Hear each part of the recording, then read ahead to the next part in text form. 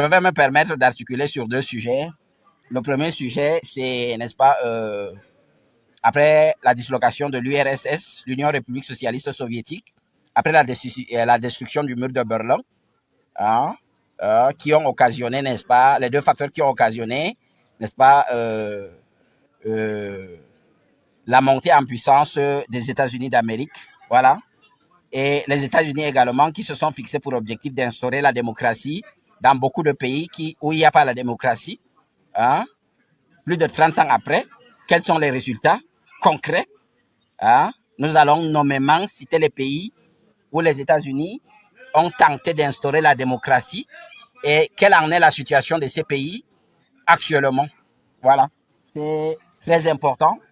C'est très important. Nous allons également parler de la France qui également, dans la même lancée que les États-Unis d'Amérique, a aussi cherché à instaurer une pseudo-démocratie dans quelques pays africains, pays qu'elle a affamés, pays qu'elle a appauvris, pays qu'elle a, n'est-ce pas, abrutis, pays qui parlent également, malheureusement, leur langue, c'est-à-dire la langue française.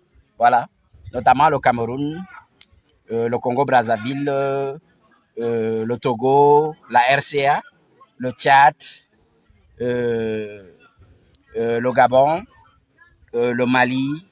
Hein? Voilà, nous allons, n'est-ce pas, parler géopolitique aujourd'hui. Après la chute du mur de Berlin, voilà, et la dislocation de l'URSS, l'Union République Socialiste Soviétique, voilà, et dislocation qui a poussé, n'est-ce pas, les États-Unis à devenir première puissance mondiale sur tous les plans. Voilà.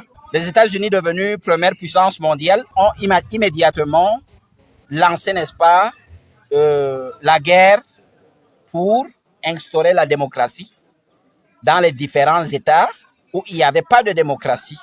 Voilà. Bon, l'URSS s'est disloqué dans les années 88, 89, 90, 91 progressivement. Voilà.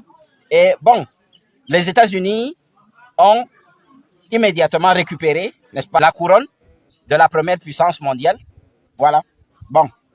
Et immédiatement également, ils ont envahi l'Irak, qui était dirigé par un supposé dictateur du nom de Saddam Hussein. Voilà. Ce qui a occasionné, n'est-ce pas, la toute première guerre de Golfe. Voilà. Bon. Et quel est le résultat de cette toute première guerre de Golfe? Nous allons analyser. Bon, ont-ils réussi à instaurer la démocratie dans ce pays-là, dirigé par Saddam Hussein? Nous allons également parler de ça. En 30 ans de suprématie des États-Unis, a-t-elle réussi à instaurer la démocratie, une démocratie digne de ce nom, dans ne serait-ce qu'un seul pays, ici sur Terre? Voilà, nous allons aborder cette question qui est vraiment très importante pour l'avenir même de la démocratie dans le monde. Bon. Et la France également, et qui est l'une des puissances, je ne sais pas, la 4e, la 5e ou même la 6e puissance mondiale, est également pour l'instauration de la démocratie. Voilà.